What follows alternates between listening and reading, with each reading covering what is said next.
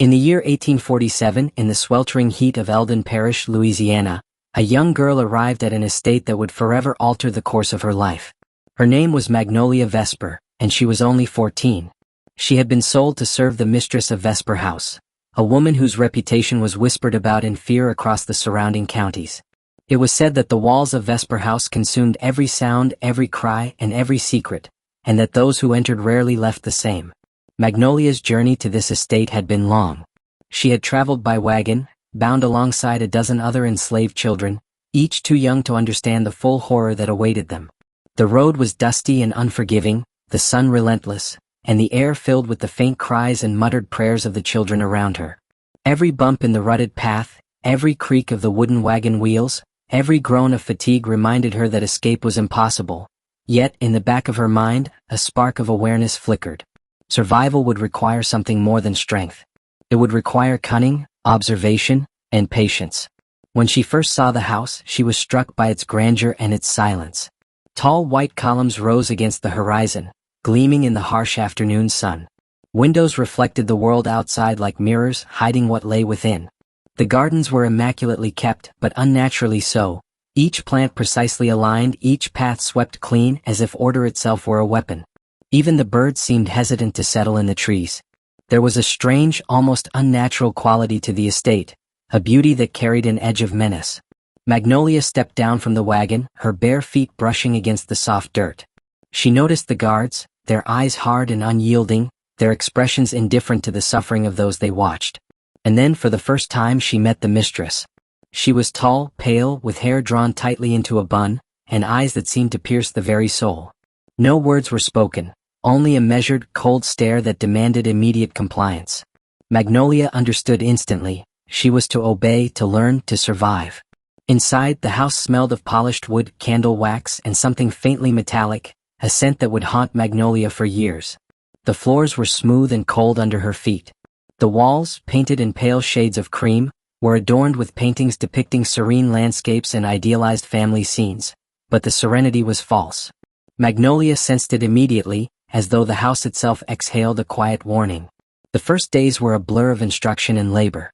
She was taught the routines of the house: when to sweep, when to clean, how to serve meals, how to walk in silence so that the mistress's delicate ears would not detect even a whisper. She learned quickly, for mistakes were punished in ways far subtler than a lash. They were punishments that scarred the mind rather than the body. A servant once left a towel slightly askew, and the mistress did not strike him. She merely stared, silent, until the man broke under the weight of his own fear and corrected the mistake until his hands shook. Magnolia observed. Every glance, every breath, every slight movement was a lesson. She noted the corridors and stairwells, the way the carpet muffled her footsteps, the creak of a floorboard near the kitchen, the way the children trembled when the mistress passed. She began to map the estate in her mind, remembering details that would become invaluable in the years to come. And then she saw the children. They were pale and thin, their eyes wide with constant caution. Some whispered to one another in muted tones, while others remained silent, expressionless, as though fear had stolen their voices entirely. Magnolia realized that here, in the shadows of the house, survival meant understanding the rules of silence: how to speak without sound, how to move without being seen, and how to survive through observation rather than confrontation. By the end of her first week, she had already begun small experiments. She learned which servants would flinch if she lingered too long near a door, which guards could be misled with a gesture, which children could be trusted with secrets. She began cataloging every sound, every shadow, every subtle sign of danger or opportunity. Magnolia learned to wait. She learned to watch. And in those silent hours, as the moon traced its path across the estate's towering walls, she understood the first truth of Vesper House. Control was not given. It was taken, silently, strategically, with patience and precision. Her first act of quiet defiance came unexpectedly. A young boy, no older than 8, had been scolded for spilling a cup of water. Magnolia did not speak. She did not interfere openly. But when the mistress left the room, Magnolia moved the boy aside, wiped the floor, and whispered directions and gestures he could understand. The boy's eyes lit with relief, and for the first time, Magnolia felt the stirrings of a power that was her own. A power no lash could destroy, no command could deny, the power of influence in silence. And so, as the first month drew to a close, Magnolia Vesper, young, observant, fearful, yet unbroken, began to understand the rules that would govern her life. Every shadow became a teacher. Every silence became a shield. Every whispered glance a weapon. And in that understanding she began to prepare not just for survival but for mastery. If you are hearing this story, and if you seek truths that history has buried, subscribe now to Hidden Tales. Every story we tell preserves a voice the world tried to silence. As the days melted into weeks, Magnolia Vesper settled into a rhythm dictated by fear, observation, and careful strategy. The house was no longer merely a structure of wood and brick. It had become a labyrinth of rules, whispers, and unspoken threats. Every corner hid a lesson, every hallway a choice, every shadow a potential danger. She learned, slowly, that the mistress's cruelty was not always obvious. It was subtle, almost invisible to an outsider, but profoundly destructive. A misaligned vase, a poorly folded towel, a glance that lingered too long, each could earn a cold stare that would haunt a servant's dreams for nights on end. Magnolia watched carefully, noting which actions drew the mistress's gaze, which behaviors attracted her silent ire, and which minor victories could go unnoticed. The children were her first real connection. They were quiet, fragile, and terrified, but they carried sparks of curiosity and intelligence that could not be extinguished. Magnolia began to teach them, slowly, through gestures and careful mimicry. A raised eyebrow, a subtle hand motion, a glance toward a corridor, all became a language of resistance. These small lessons were acts of rebellion hidden within obedience. She observed the guards as well. Each one had weaknesses. The guard at the east gate favored a pipe and would not notice small movements beyond his line of sight. The younger boy tasked with delivering messages often paused to catch his breath, leaving brief windows of opportunity. The cook, though loyal, was distracted by the constant demands of preparing meals, creating unguarded moments in the kitchen. Magnolia cataloged every detail. Every weakness became a potential advantage. In the evenings, as the last rays of the sun disappeared and the estate was bathed in the silver light of the moon, Magnolia would sit in her small quarters and replay the day's events in her mind. She imagined different strategies, different outcomes. She rehearsed her movements, her gestures, her silences. Survival demanded foresight, and foresight demanded imagination. Her influence grew quietly. A child who had once trembled at the sound of the mistress's voice now looked to her for guidance. A guard who had been vigilant for hours could be momentarily distracted by a well-timed gesture or whispered signal. Magnolia had learned that power need not be overt. It could be subtle, invisible, yet profoundly effective. One morning, she noticed that the mistress had added a new set of punishments. This time it was not physical, no lash, no brand, but psychological. A child would be placed in the corner for hours, staring at a blank wall, left to reflect on imagined transgressions. Others were forbidden from speaking, even during meal preparation. Magnolia observed, carefully noting the reactions. Some children crumpled in silent despair, their eyes hollow. Others resisted, biting their lips until tears threatened to spill. It was in these moments that Magnolia realized the true power of the house: fear. But she also realized something else. The fear was a tool she could wield if she learned its limits. By understanding what broke others, she could shield them, teach them, and guide them. And so she began to create a network of small defiance, hidden acts of courage that would slowly knit the children together into a silent resistance. Magnolia's nights were filled with stealth. She would sneak to the kitchens to leave a piece of bread for a child too afraid to ask. She would arrange objects to mislead the guards, allowing her friends a few precious minutes of freedom. She memorized the positions of the mistress's favorite objects: the candlesticks, the portraits, the folded linens, learning to navigate without leaving trace. Every corner of the house became familiar. Every shadow a friend or foe, depending on her awareness. Yet, despite her growing influence, the threat of discovery was constant. The mistress's eyes seemed to follow her, even when she was alone. Servants whispered about the strange glances Magnolia would give the children, the subtle nods that seemed to convey entire conversations. Rumors began to circulate quietly, never reaching the mistress, but enough to make her presence felt in hushed tones among the staff. Magnolia also began to observe human nature in a broader sense. She saw which servants were ambitious, which were cautious, which could be trusted. She learned the importance of patience. A single mistake could undo months of careful planning. And yet, every small act of quiet resistance, every glance exchanged, every hidden note carried hope. The turning point came on a humid summer evening. The mistress had gone to oversee a distant field, leaving the house unusually quiet. Magnolia gathered a group of children in the attic, speaking to them not with words, but with gestures and signals she had perfected over months. She taught them to communicate silently, to watch and wait, to understand the patterns of the house, the moods of the mistress and the rhythms of the guards. For the first time, the children felt a spark of control over their world.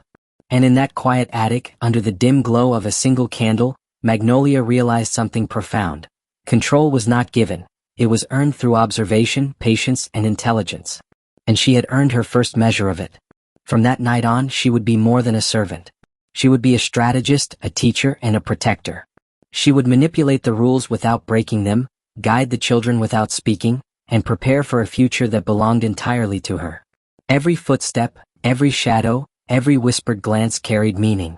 And every meaning built toward a plan that only she could see, a plan that would one day change the destiny of everyone under the roof of Vesper House.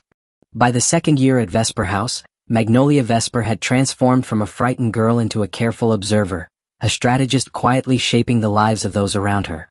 She moved through the estate with the precision of a shadow, her eyes noting every detail, her ears cataloging every sound.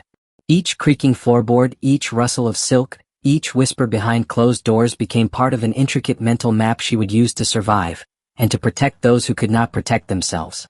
She began to establish what she would later call the silent network. It was not a network in the conventional sense, for no letters were written, no messages spoken aloud. Instead, it was composed of gestures, glances, and subtle signs, tiny movements that could convey entire sentences if one knew how to interpret them. A slight tilt of the head, a hand brushing the fabric of a dress, the careful placement of a broom in the hallway, each became a tool in her growing arsenal of influence. The children were the first to respond. Once timid and paralyzed by fear, they now began to anticipate Magnolia's cues. They learned to communicate silently, to move without being seen, to hide small objects from prying eyes. Each lesson was painstaking, often requiring hours of repetition. One misstep could result in punishment not just for the child but for Magnolia herself. Yet, the reward was invaluable. A group of young minds capable of acting independently within the confines of the house, aware of the dangers and ready to respond to subtle instructions. Magnolia also turned her attention to the adult servants.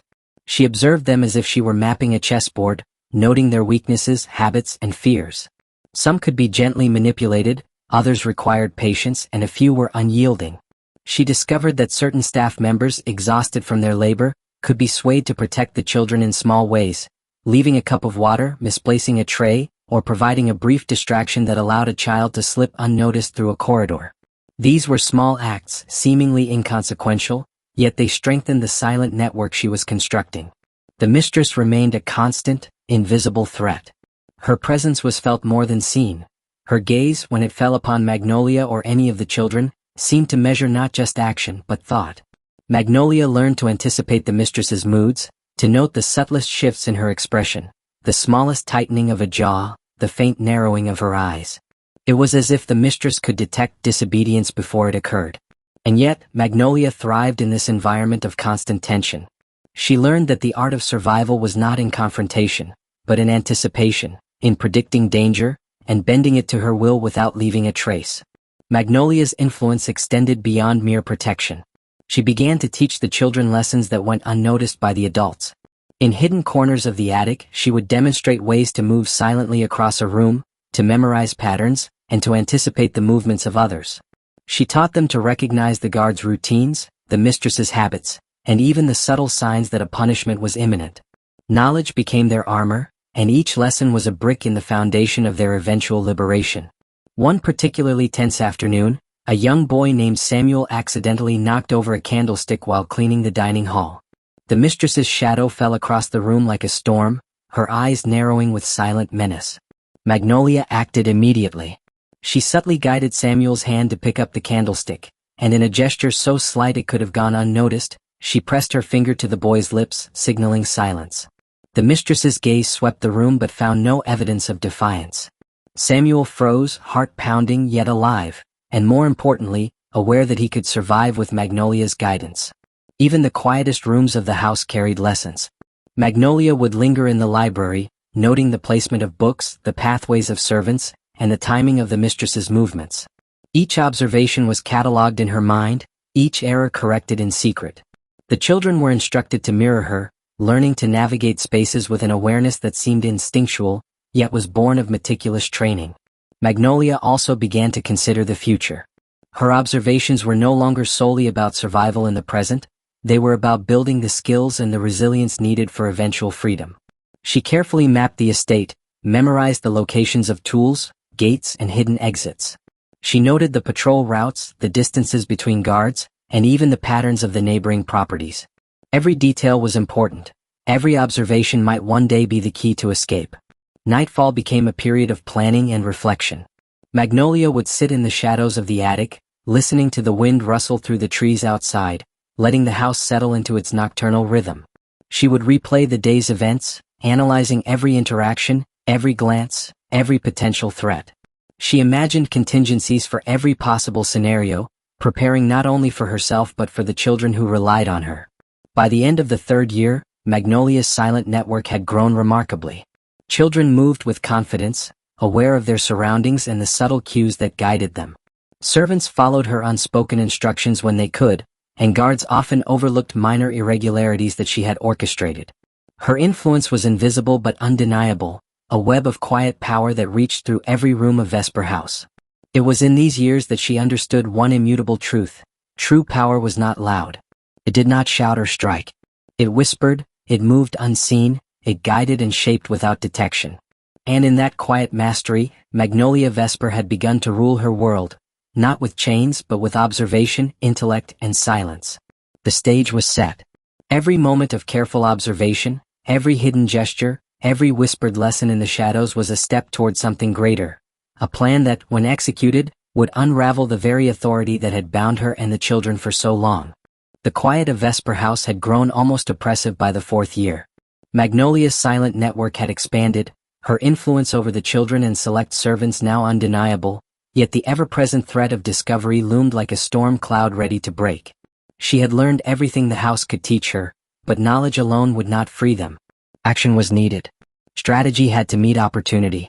Magnolia spent nights tracing every corridor, every stairwell, every shadowed nook of the house. She memorized guard schedules, the timing of the mistress's appearances, and the subtle shifts in behavior among those who wielded power. Nothing could be left to chance. Even a single misplaced footstep could mean death, not only for herself but for the children she had secretly guided for years. She began crafting escape routes. The east gate, lightly patrolled but heavily observed by the mistress, required distraction. The servants' quarters offered an exit through a rarely used service door, yet its proximity to the kitchen made it perilous. Magnolia plotted for months, mentally simulating every scenario. She calculated travel times, risks, and contingencies. The children became her apprentices. Under her watchful eye, they practiced moving quietly, signaling with subtle gestures and observing without being seen. Every lesson was a rehearsal, every glance a code, every breath measured. They were learning to exist within the house without being confined by it, a mastery of stealth and perception that would one day allow them to walk free. Magnolia also had to manipulate the mistress. She planted subtle deceptions, feeding the mistress carefully curated information that would mislead and occupy her. Objects would be slightly out of place, minor disruptions would draw attention elsewhere, and whispered rumors of imagined transgressions would keep the mistress distracted, her focus divided. It was a delicate balance.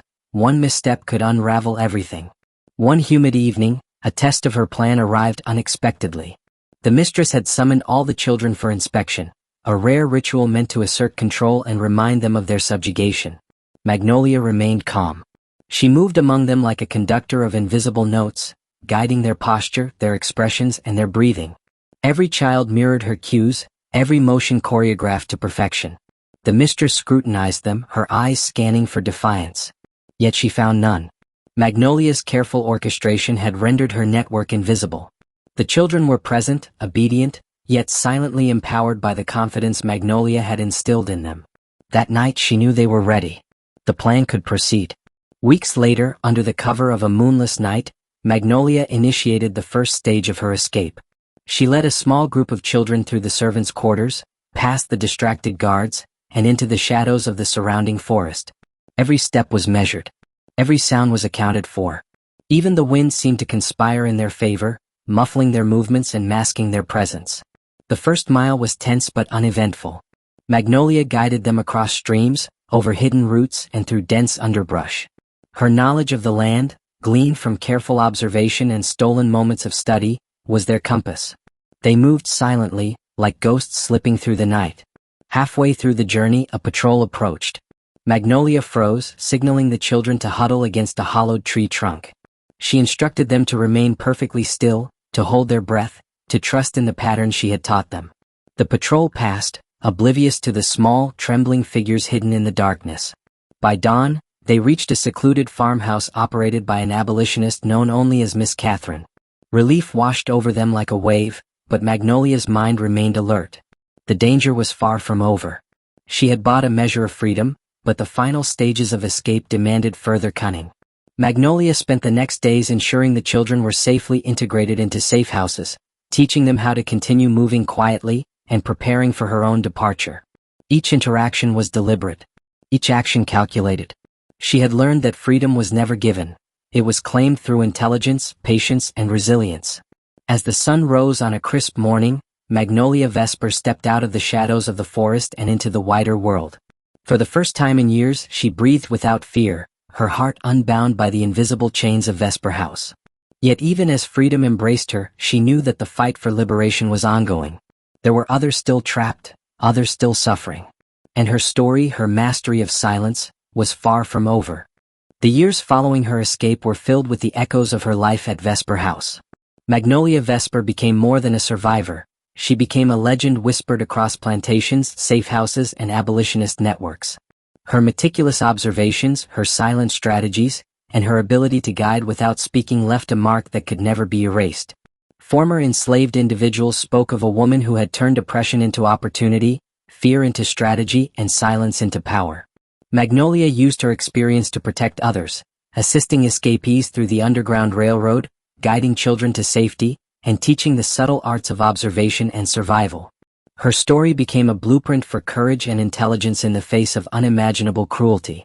Even decades later, historians uncovered accounts of a quiet, brilliant woman whose influence shaped the lives of dozens, perhaps hundreds, of enslaved people. Her actions, calculated and deliberate, proved that one mind could wield power far beyond what chains or whips could contain. Magnolia Vesper had transformed from a silent servant into a ruler of her own destiny, a master of influence, a woman who understood that true power lies not in violence but in knowledge, strategy, and the careful shaping of events unseen. Her name, whispered across states, became a symbol of resistance, of patience, and of triumph over the invisible chains that bound her. And even now, her story reminds us that courage, intelligence, and patience can conquer oppression in ways no one expects. If you have felt the weight of Magnolia's journey, the brilliance of her strategy, and the courage of her silent rebellion, then you owe it to history to keep her story alive. Subscribe to Hidden Tales to uncover more hidden voices, untold struggles, and the stories that history tried to erase. Share this video with others so that the bravery of those who fought silently is never forgotten. Your support helps us dig deeper into forgotten corners of history, amplifies the voices that were silenced, and ensures that the lessons of the past continue to inspire the present. Every subscription, every comment, every share, helps keep the echoes of resilience alive. Stay with us. There are countless stories waiting to be told, stories of resistance, courage, cunning, and survival. Let Hidden Tales be your guide into the shadows where history speaks the loudest. Remember, the quietest voices often carry the greatest strength.